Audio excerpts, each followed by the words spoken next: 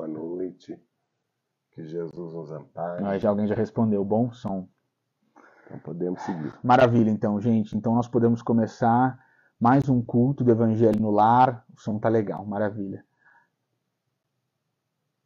Tudo certo, maravilha. Áudio ótimo. Ótimo, então, gente. Então nós vamos começar mais um culto do Evangelho no Lar, aqui com vocês.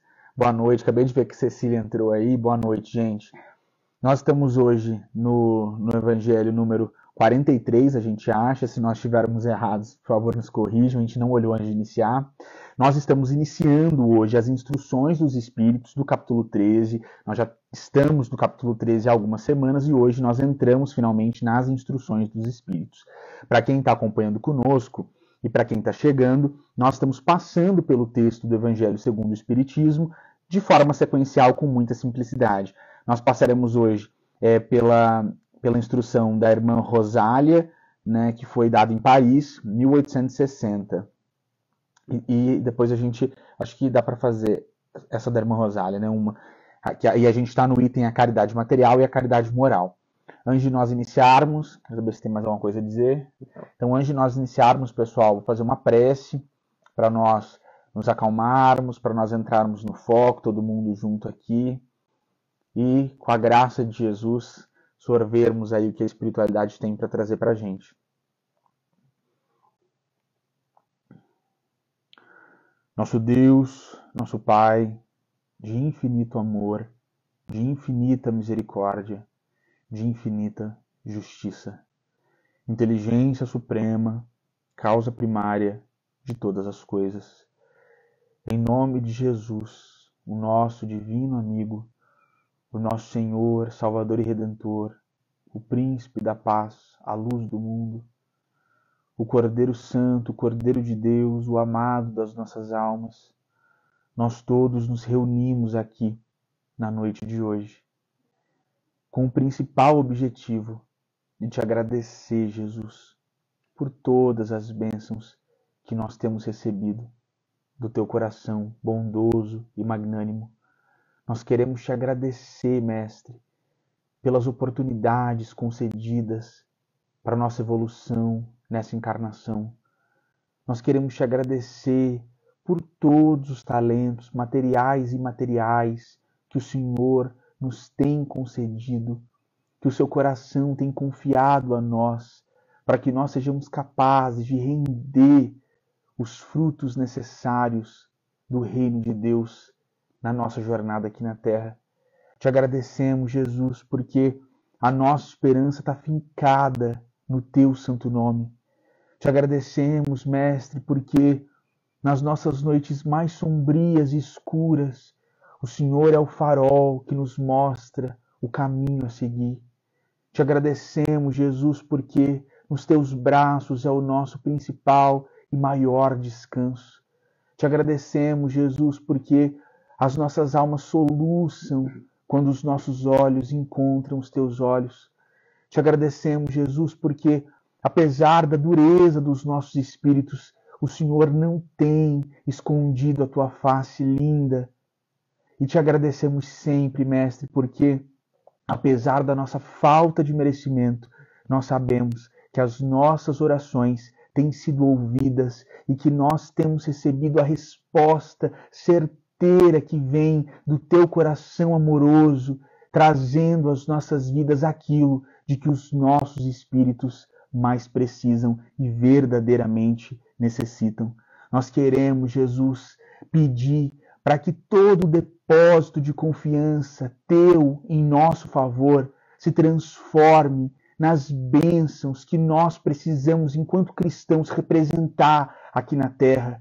E assim, Mestre, ajuda-nos a ter a disciplina, a honestidade necessárias para trabalhar aqui nesse planeta em Teu nome, retribuindo o Teu amor, porque esse é o desejo dos nossos corações. Ajuda-nos, Senhor, a servir sem olhar a quem, a amar de forma honesta e simples, sem esperar nada em troca do mundo, crendo que nós estamos plantando e construindo para receber uma recompensa que vem do coração de Deus, que é aquele a quem nós chegaremos sabendo e crendo que o Senhor é o caminho, a verdade e a vida, e sabendo sempre, Jesus, que nós jamais seremos capazes de evoluir para entender a inteligência suprema se não for por teu intermédio.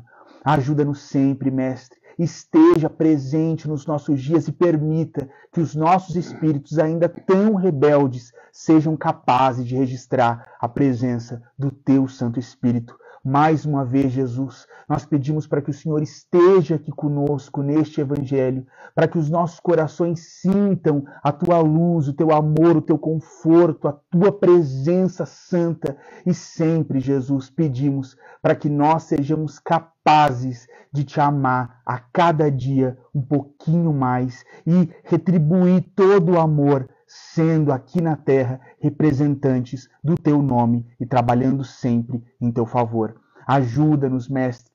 Mais uma vez nós Te pedimos, sê conosco hoje e para todo sempre. Mais uma vez, de joelhos, nós dizemos que Te amamos, Jesus. Que assim seja. Que assim seja. Bom, pessoal, então agora a gente vai entrar no texto aqui das instruções dos Espíritos. Você quer começar lendo? A gente vai detendo aqui em cada parágrafo e fazendo os comentários. Então, como o João Pedro já tinha dito, esta é a comunicação do espírito de Irmã Rosália, dada na cidade de Paris para o Sr. Allan Kardec, no ano de 1860. A caridade material e a caridade moral. E ela começa assim: amemo-nos uns aos outros e façamos aos outros o que gostaríamos que eles nos fizessem. Então, de início, ela já cita,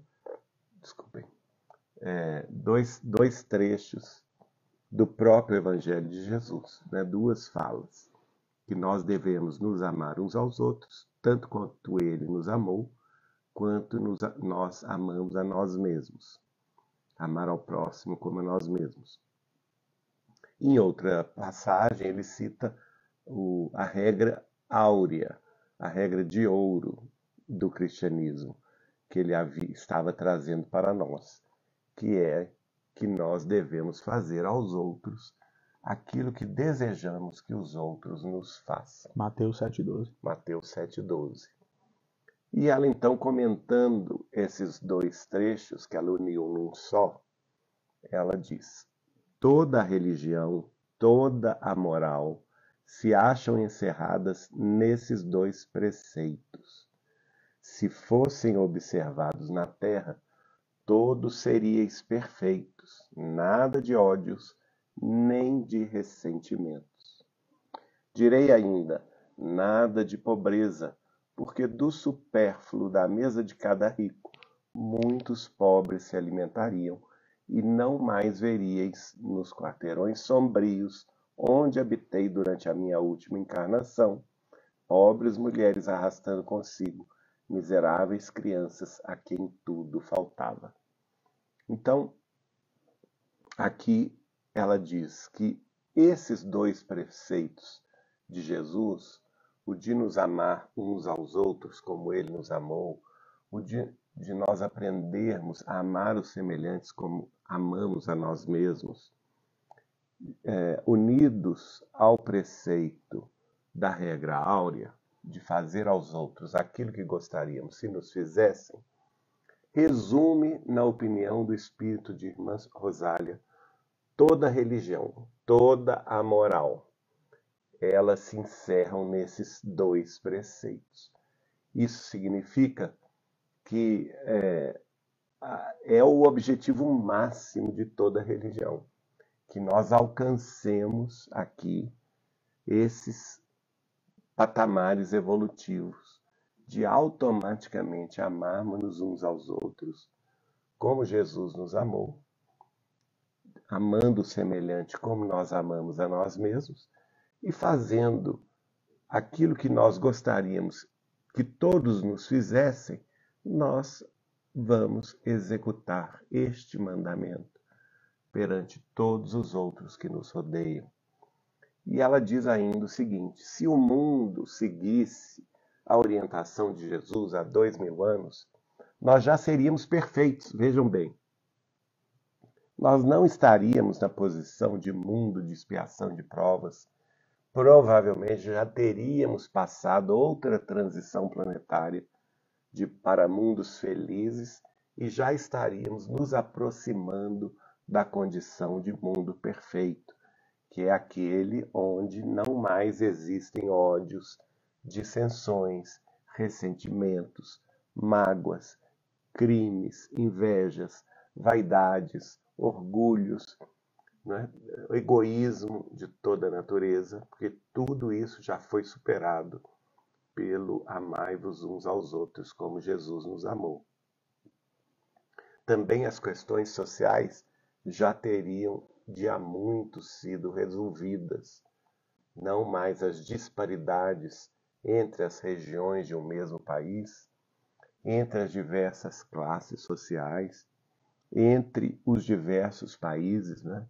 Nós vivemos na Terra dentro da denominação econômica, países de primeiro mundo, países de transição, que são aqueles chamados em desenvolvimento, no qual se inclui o Brasil, e países do terceiro mundo, que são os países mais defasados economicamente e socialmente falando.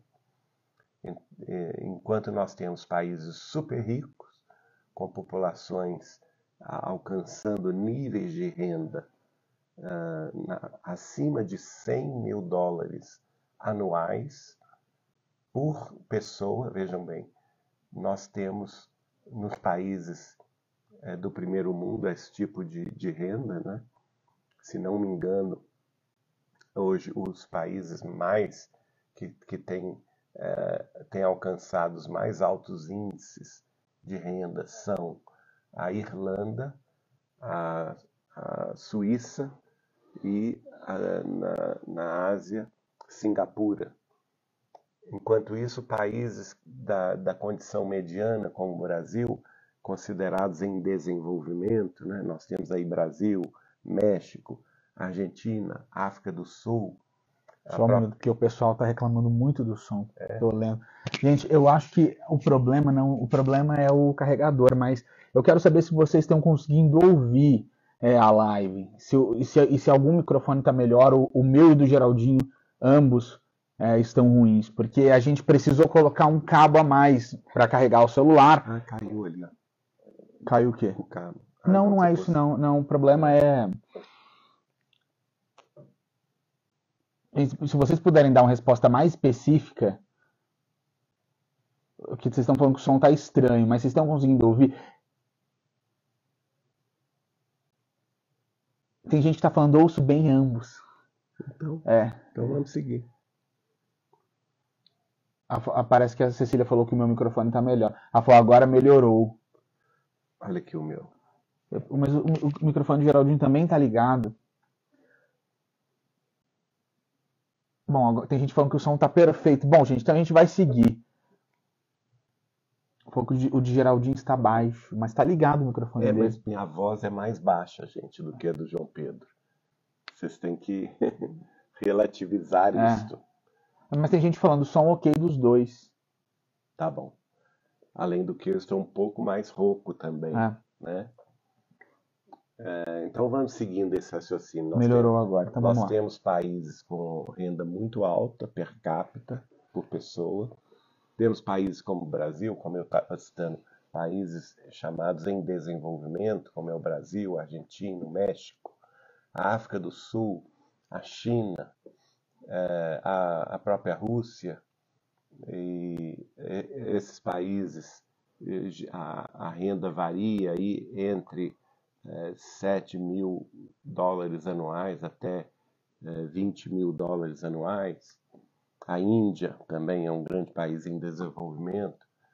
E nós temos os países mais pobres, chamados de terceiro mundo, que são os países, especialmente os mais pobres da América Latina, da América Central, da África e da Ásia, cuja renda per capita gira em torno aí de $1.000 anuais.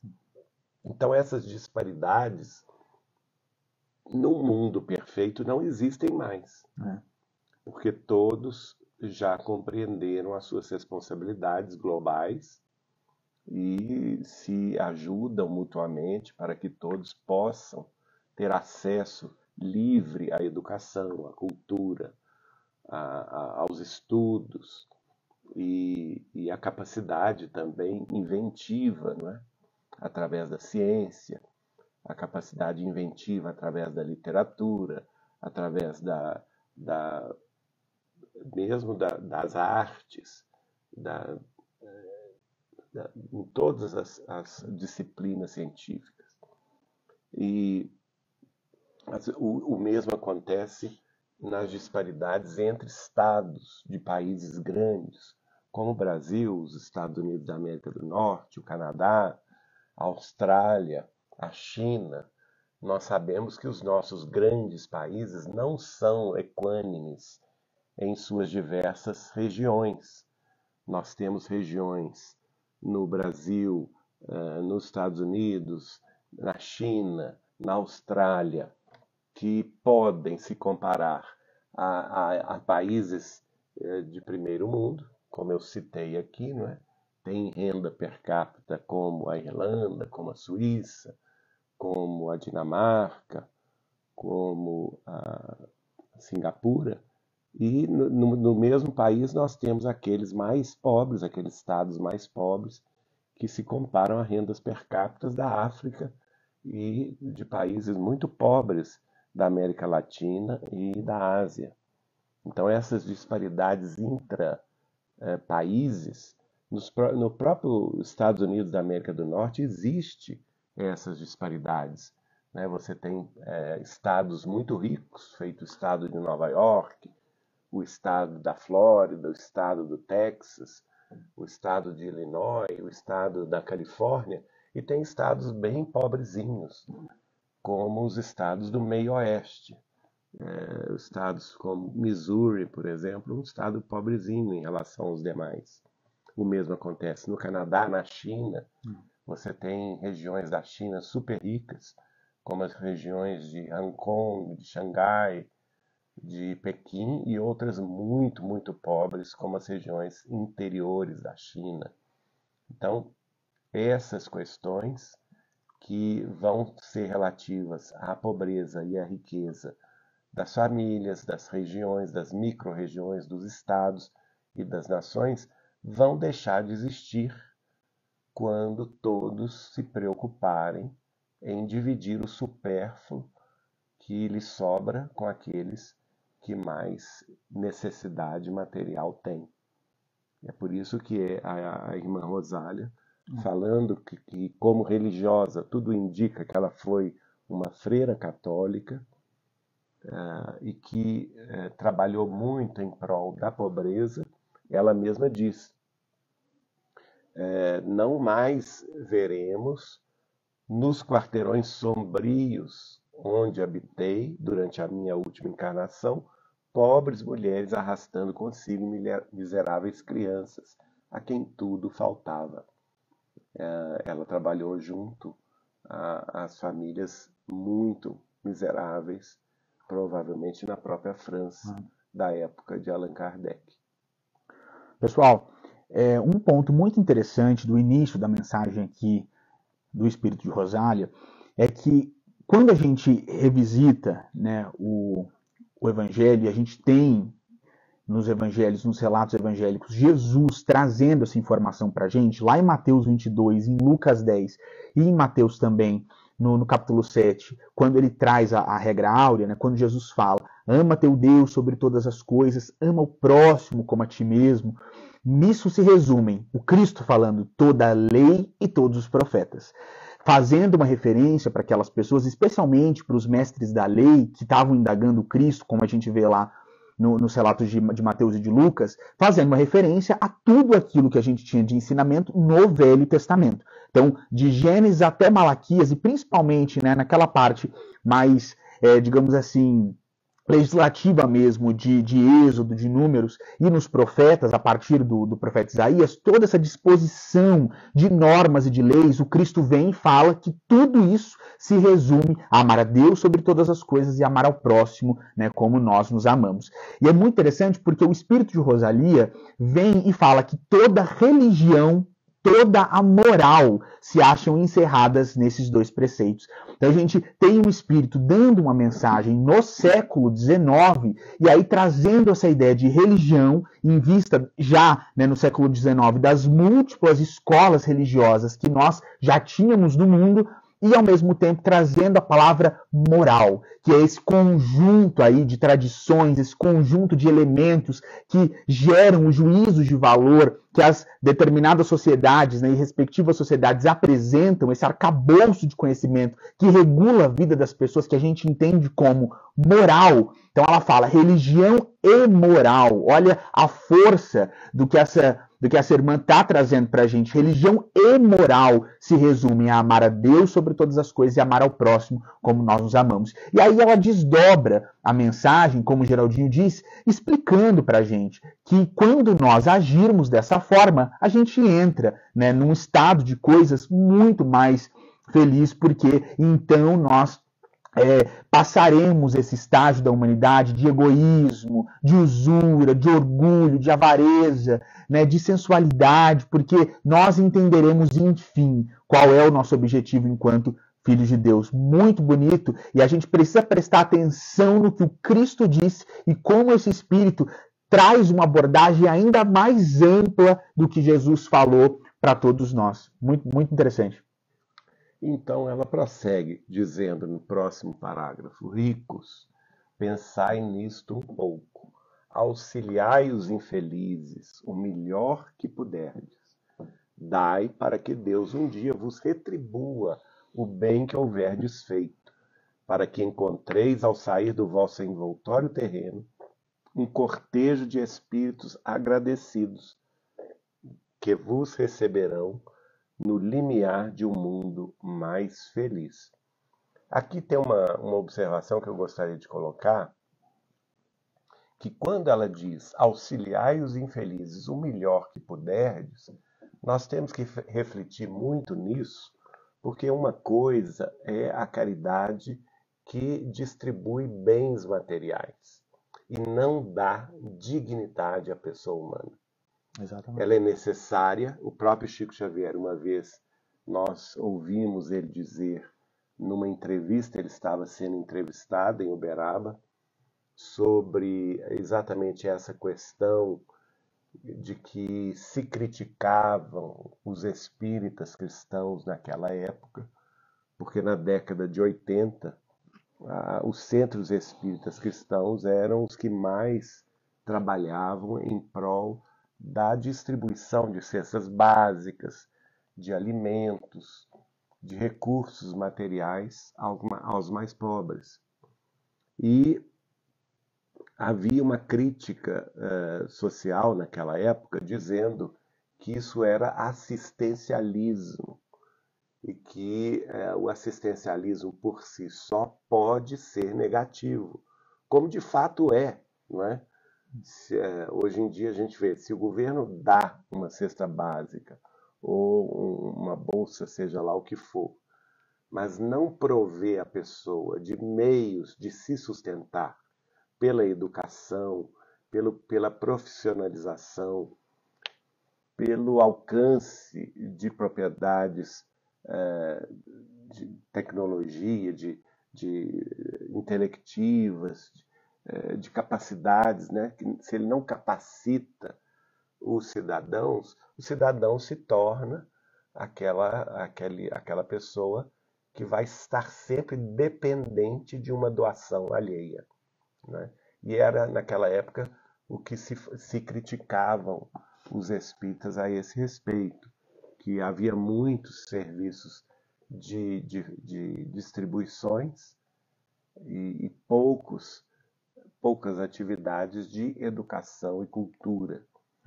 E o próprio Chico considerou que isto era realmente preocupante, mas que havia uma questão a considerar, que é exatamente a pessoa que tem fome, ela tem urgência. Ela está além da necessidade, ela tem urgência de ser alimentada. E que nós não poderíamos falar, por exemplo, sobre questões culturais, intelectivas, a uma assembleia de famintos, que era o mesmo que atear fogo ao palheiro. E poderia gerar um desconforto muito grande. Não, primeiro, quando o palheiro, a palha está pegando fogo, você leva um pouco d'água para apagar o incêndio, né? E que é a questão dessas distribuições. Então, analisando essa questão sob esse prisma, esta frase, ricos, pensai nisto um pouco, auxiliai os infelizes o melhor que puderdes. Ora, o melhor que nós podemos, sem afastar, claro, essa necessidade premente daqueles que estão na rua passando fome, ou estão nos bolsões da miséria, necessitados de tudo e de todos, nós temos que considerar que o melhor que as pessoas que têm recursos podem fazer é atividades que deem àquele que está recebendo auxílio dignidade. Por exemplo, a dignidade de um trabalho. Então, você criar empregos, isso é muito importante, né? Você criar atividades que vão empregar a mão de obra. Essa mão de obra vai ter um salário mensal, vai ter a sua dignidade para sustentar a família, para pagar um lugar onde morar, para ter o próprio dinheiro para comprar as suas necessidades básicas.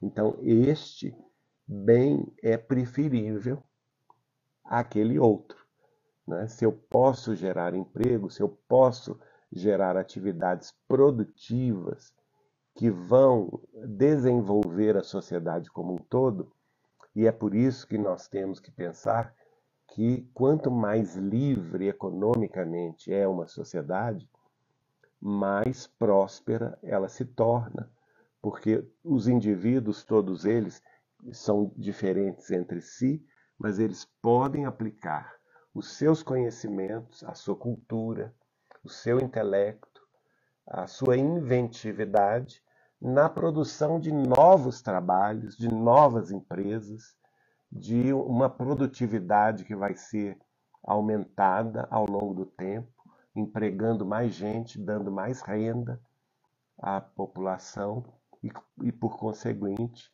gerando um bem-estar econômico e social muito maior do que aqueles que seriam gerados unicamente na repartição de bens aleatoriamente.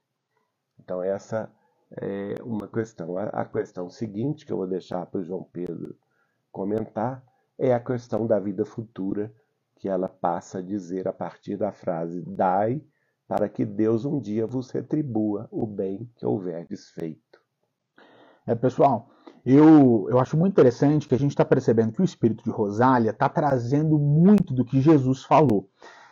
Quando ela chama a atenção dos ricos, a gente tem bastante lastro no Evangelho de Jesus também fazendo isso.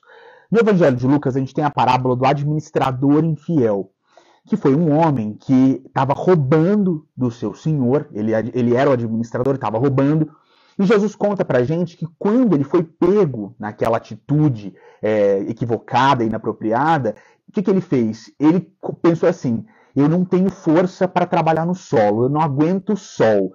Então, eu vou usar esse momento aqui que eu tenho com o dinheiro do meu senhor para fazer amigos. Então, ele chamou os devedores do seu senhor e falava assim: corre aqui e escreve a sua dívida na metade.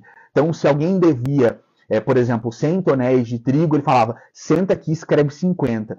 E aí Jesus fala que ele era um homem hábil para lidar com as coisas no mundo. E é nessa parábola que o Cristo fala: usem as coisas do mundo, os tesouros do mundo, para granjear amigos. E estes vos receberão nas né, moradas espirituais quando for o momento do seu desencarne, né, trazendo aí para os termos espíritas. E aí, esse espírito, o espírito de Rosália, chamando a atenção dos ricos. A gente precisa ter na nossa consciência, de uma forma bastante acesa, a ideia de que essa riqueza é transitória e de que a gente não sabe quando vai ter acesso a esse tipo de recurso novamente. Em sendo transitória, a gente precisa utilizá-la para criar um tesouro que não é transitório, que não é passageiro, né? Que a traça não corrói, que a ferrugem não destrói. E aí a gente, quando pega o evangelho, tanto da Bíblia como de Kardec, e entra nas lições dos livros de Chico Xavier, André Luiz fala para a gente que sempre que a gente tem uma espécie de abundância em algum setor da nossa vida, aquela encarnação vai ser um marco na nossa existência espiritual.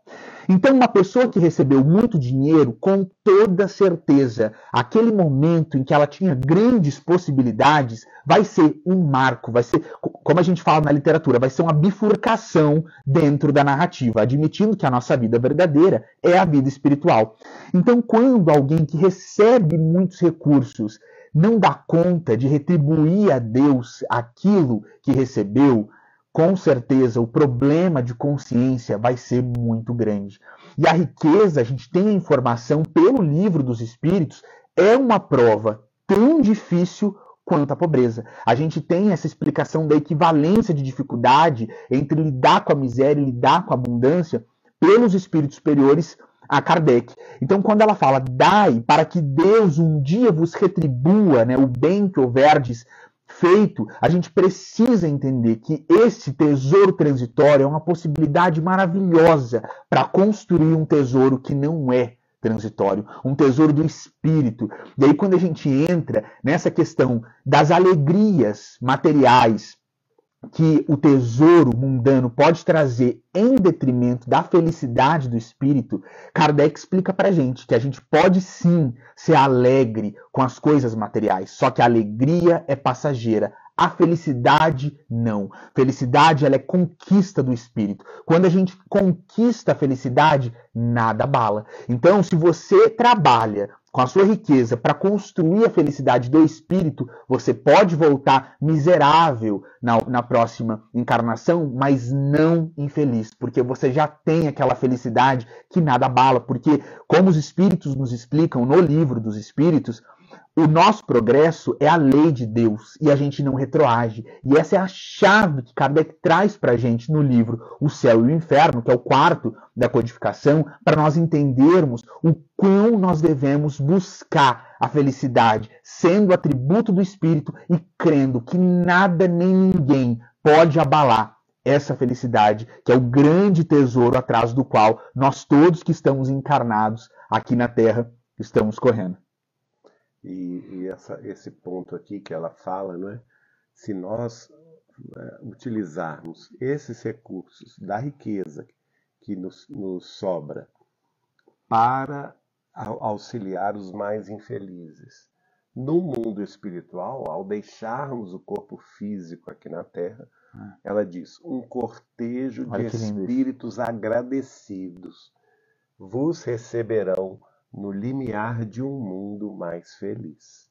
Isso é maravilhoso. Mesmo porque aqueles pobrezinhos da rua ou dos bolsões de miséria que aparentemente não têm nada nas estruturas socioeconômicas do mundo e até mesmo culturais do mundo, que aparentemente são ignorantes, são pobres no sentido de recursos tanto intelectivos, culturais quanto materiais, podem estar numa posição espiritual muito acima de nós. E eles são a representação de Jesus. Exatamente, a gente estava lendo isso aqui agora. Exatamente.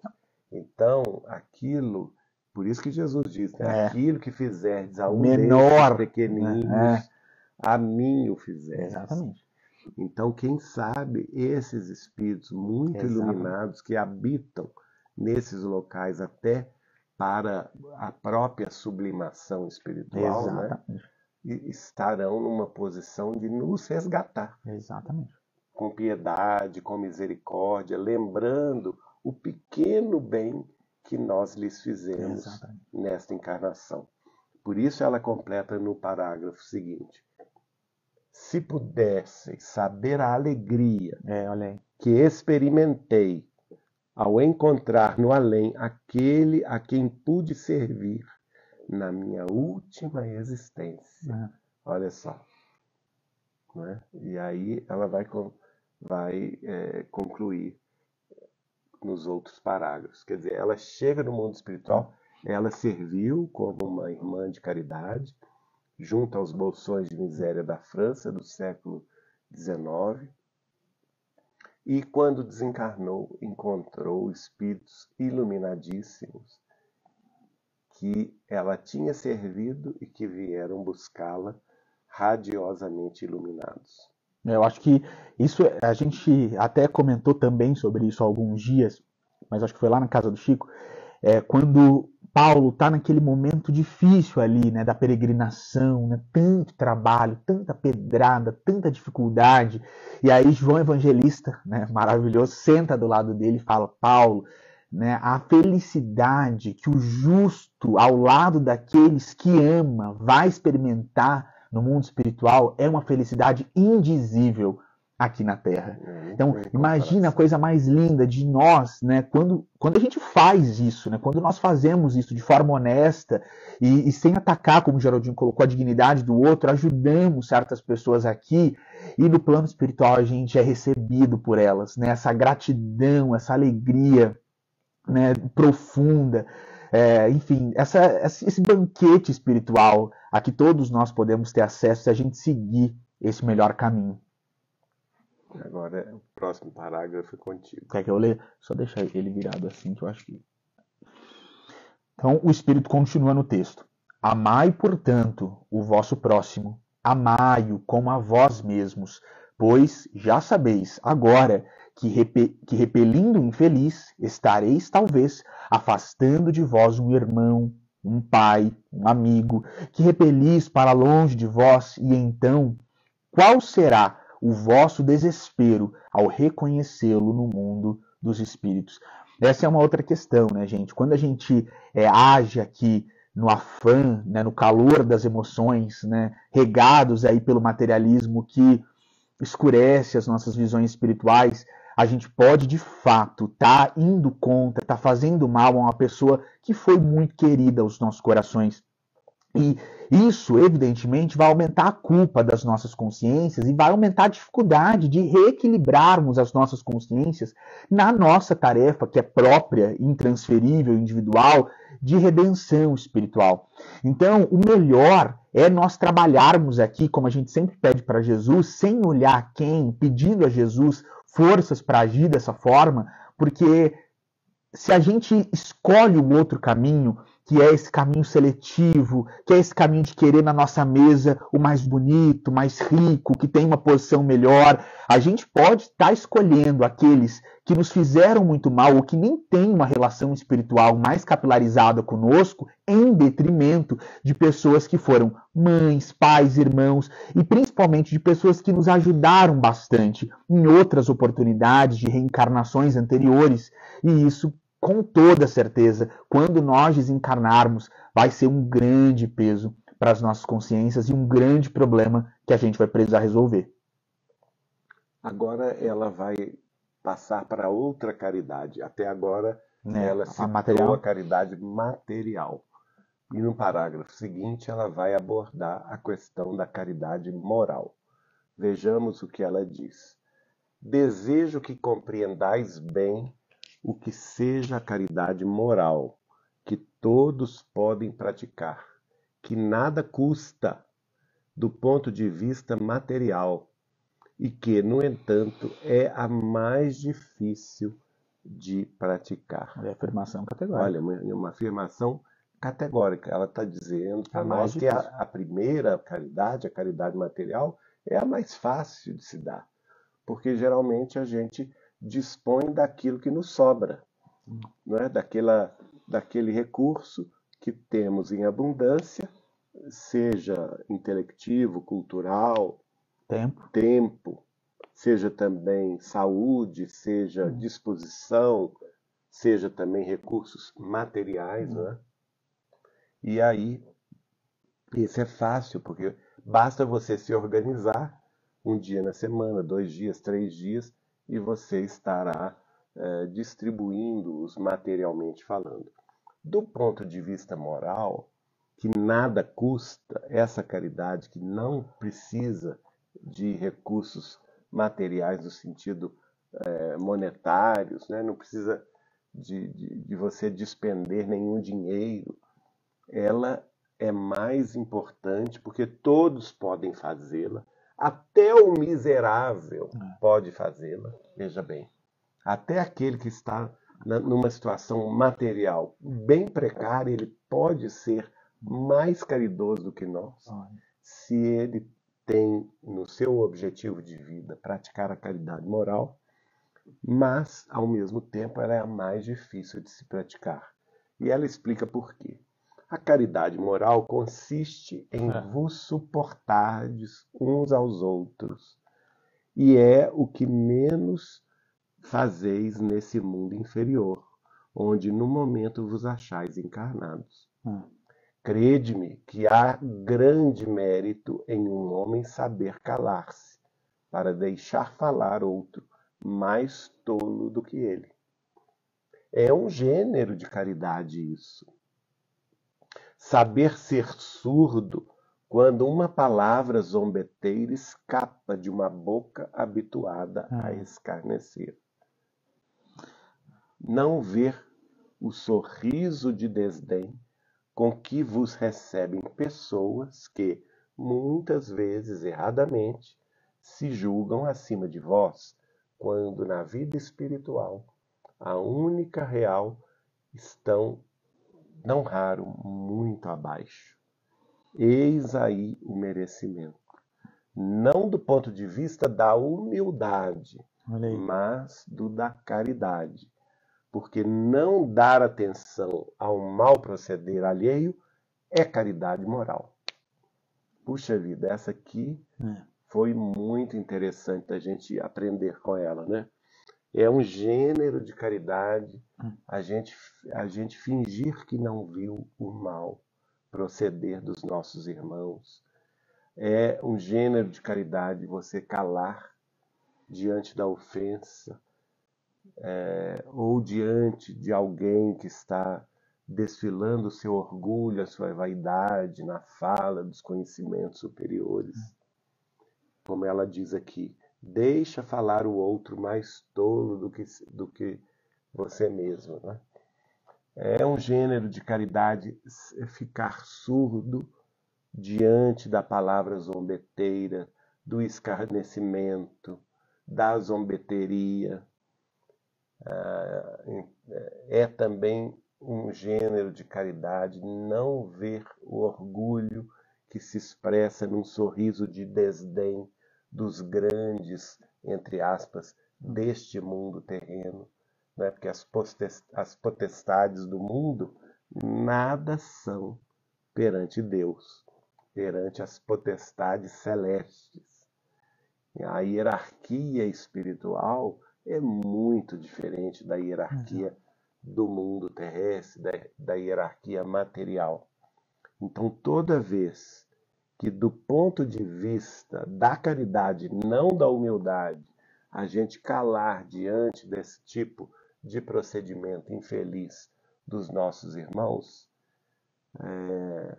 até mesmo por valorizar o tempo, você deve pensar assim, puxa vida, isso é tão pequeno, ou isso é uma imbecilidade sem propósito espiritual, é uma mediocridade humana tão grande, esse espetáculo de vaidades terrestres, né? Essas disputas inglórias. Para que eu vou entrar nesse diz que me disse? Para que eu vou perder o meu tempo, o meu precioso tempo, em rebater uma consideração infeliz a meu respeito? Eu próprio ouvi de Chico Xavier isso, quando em determinado momento ele me disse: Geraldinho, toda vez que você se ver diante de ataques, de calúnias, de difamações, faça como eu fiz. Não passe e receba a ofensa. Responda sempre com silêncio e com trabalho.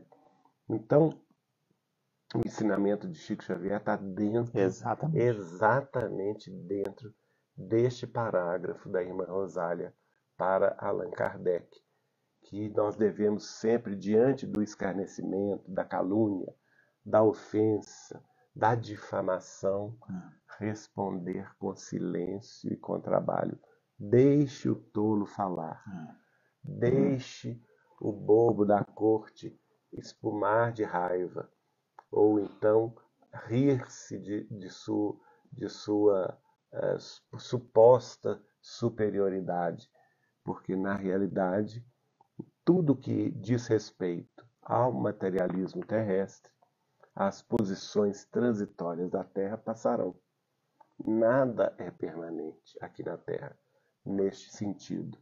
E apenas o que vai sobreviver à nossa própria passagem para o mundo espiritual são as conquistas morais e espirituais que houvermos empreendido e conquistado a custo do nosso próprio suor, das nossas próprias lágrimas, do nosso próprio esforço.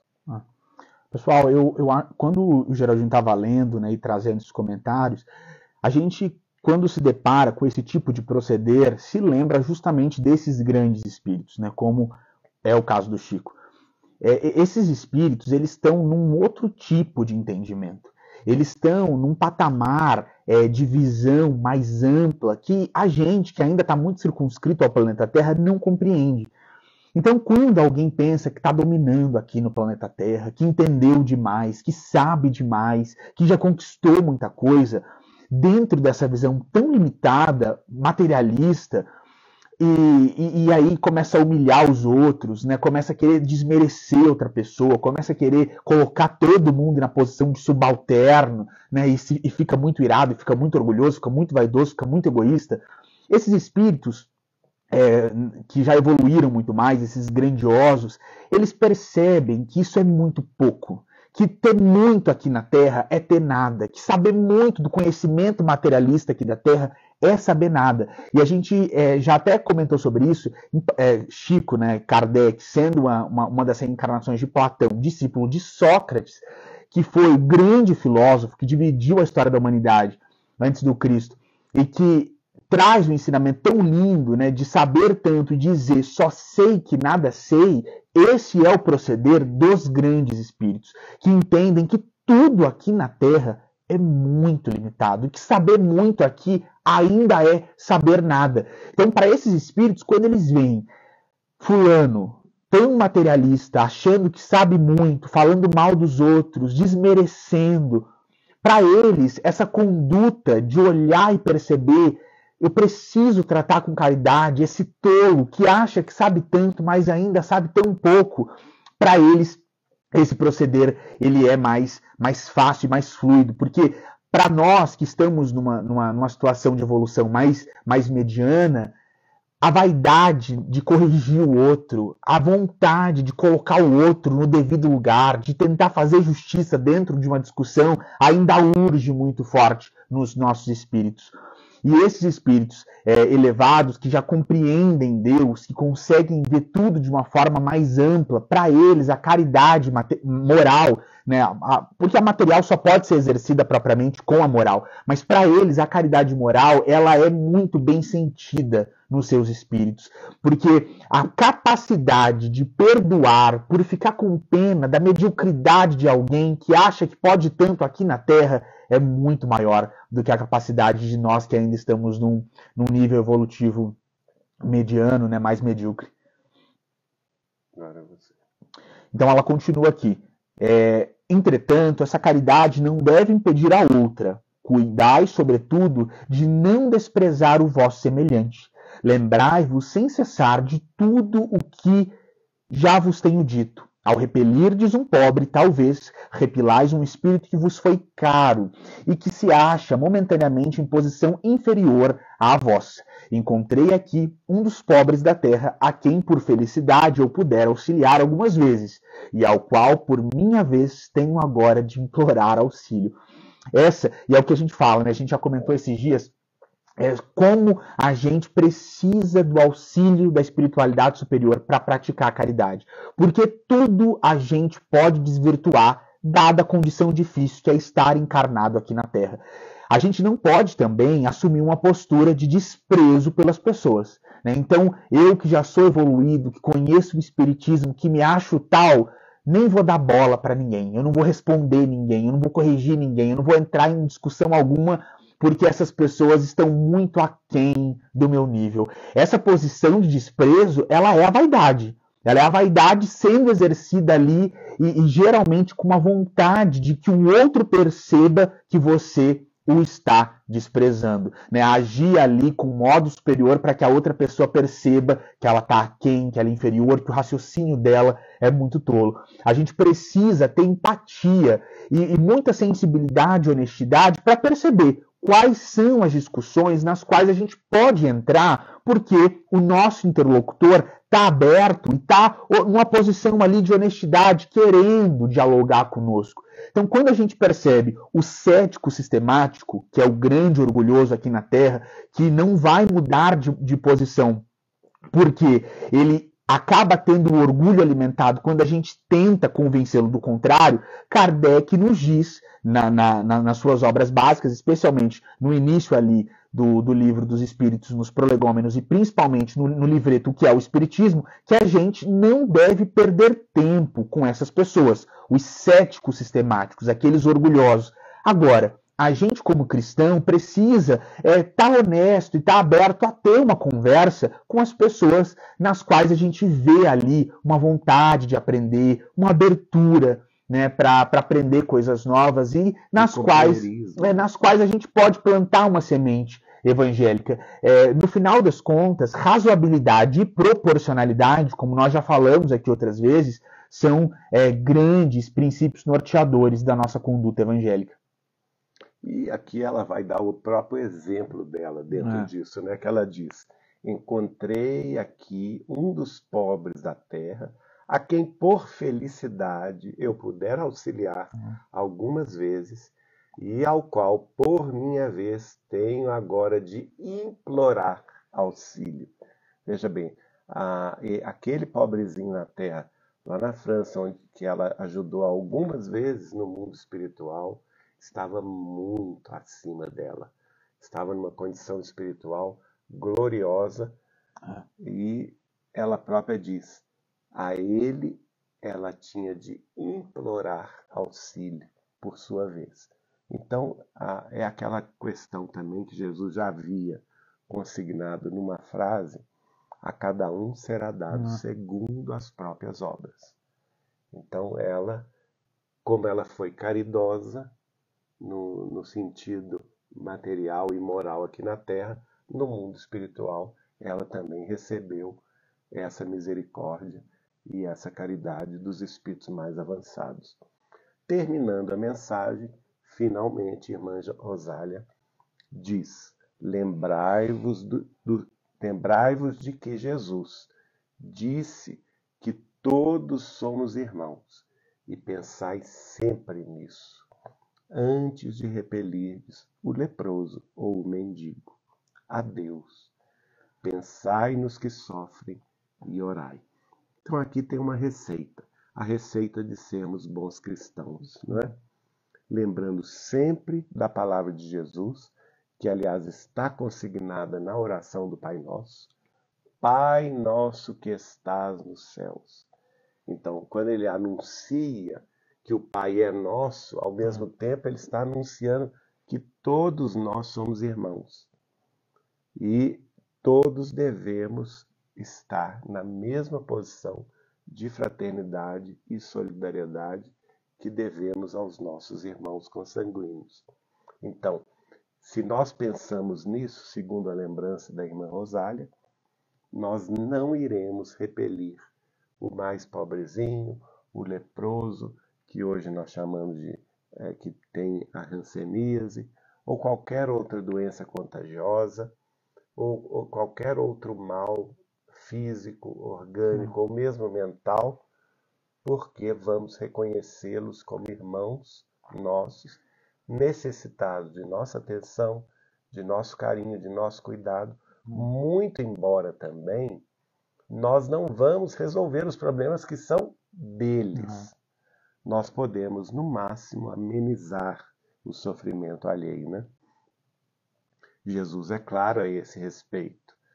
Ele veio a nos aliviar do nosso sofrimento, mas ele não veio nos tirar o sofrimento. Ele próprio disse, aliás, foi ontem matéria de que se nos mostrou na reunião mediúnica de ontem. Misericórdia quero e não sacrifício, né? Então ele vem, nos alivia da nossa dor. Ele nos ajuda a carregar o fardo que é nosso. Com ele, esse fardo se torna leve. O jugo com Jesus é suave. Ele não é o jugo do mundo, que é um jugo muitas vezes sem proporções na justiça celeste, onde muitas vezes encontramos nos nossos sistemas políticos, sociais, judiciais e econômicos grandes injustiças, não é? Mas com Jesus não. Com Jesus o seu jugo é suave.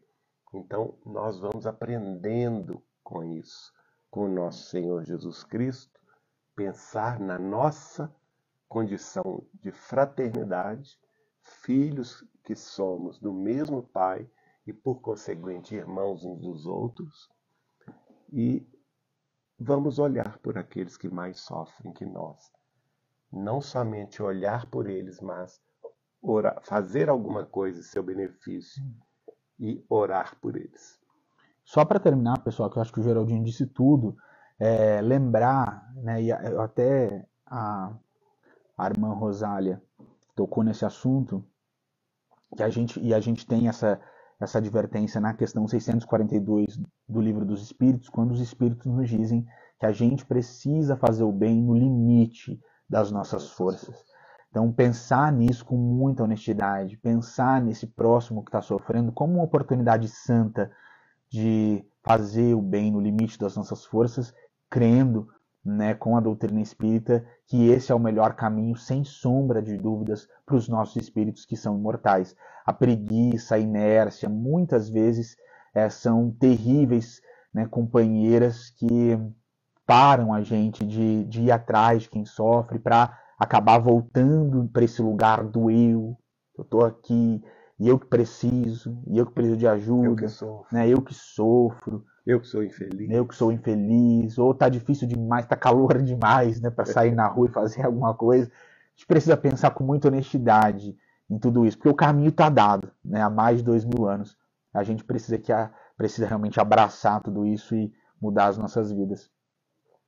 Bom, pessoal, semana que vem a gente vai seguir com o mesmo tema, que é a caridade material e a caridade moral.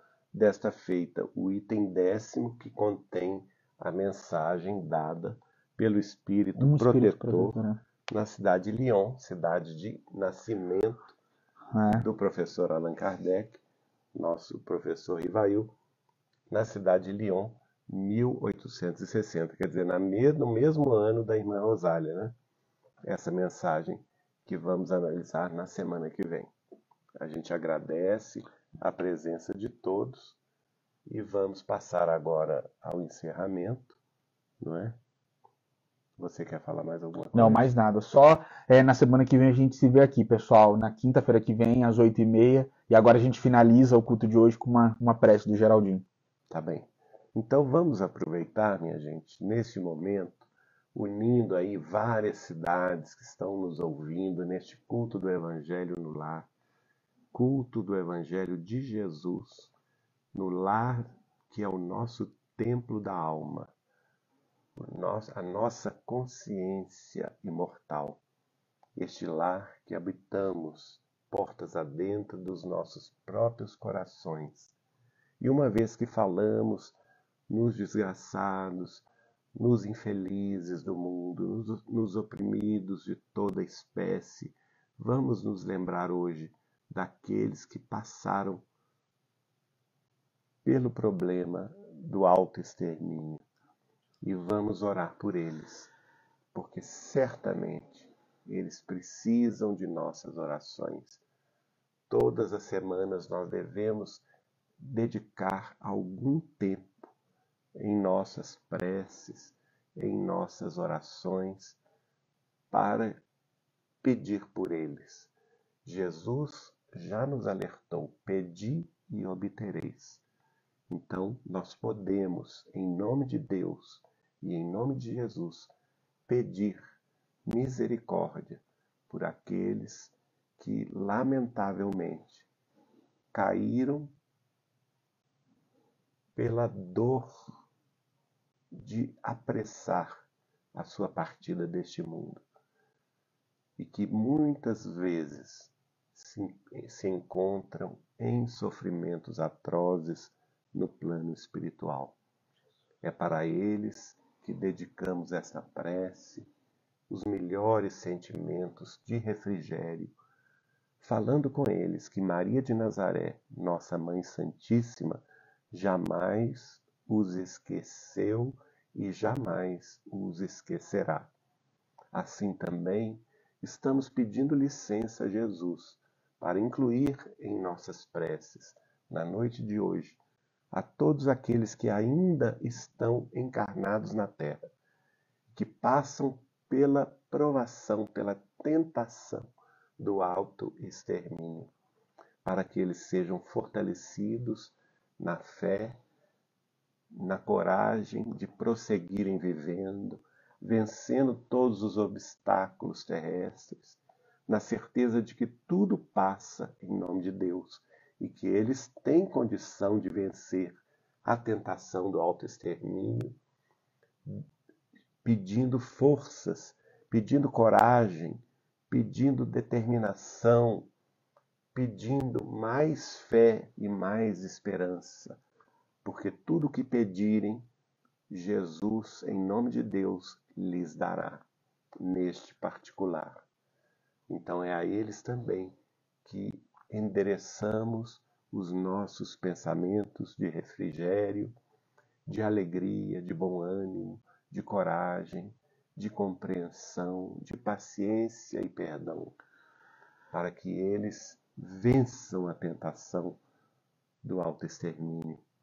E para os outros que, infelizmente, se entregaram, muitas vezes, influenciados por espíritos menos felizes do além, e que já se encontram no mundo espiritual, também oferecemos as nossas flores brancas de paz, aquelas que vão trazer o perfume de Maria Santíssima, abnegada Mãe dos sofredores, nossa Mãe Maria de Nazaré, Mãe de Jesus, Espírito puro que habitou a terra, para trazer ao mundo o Verbo do princípio, a luz do mundo, o sal da terra, que é a mensagem de seu Filho amado, nosso Mestre e Senhor Jesus. Maria Santíssima, rogai por nós, devedores, e rogai por todos esses irmãos infelizes que ainda padecem nos círculos espirituais os problemas decorrentes do autoextermínio. Senhora nossa, estendei o vosso manto protetor de vossa caravana de Maria a todos esses infelizes, em quaisquer quadrantes, em todas as nações terrestres, porque sabemos que é vosso o galardão de ampará-los em nome de Deus e em nome de teu Filho Jesus. E por eles nós pedimos contigo, Senhora nossa, fortalecê-los na esperança, na luz e na paz, ampliando essa mesma esperança, essa mesma luz e essa mesma paz aos nossos irmãos terrestres que passam por este tipo de provação. E em nome de Deus, nosso Pai, Em nome de Jesus, nosso Mestre e Senhor, pedimos que assim seja, Senhora nossa. Graças a Deus. Bom, pessoal, então a gente, com essa prece maravilhosa, encerra aqui o culto de hoje e, né, fica aí o convite para que todos nós estejamos juntos na semana que vem, na quinta-feira, às 8h30. Abração. Tchau, pessoal. Beijo.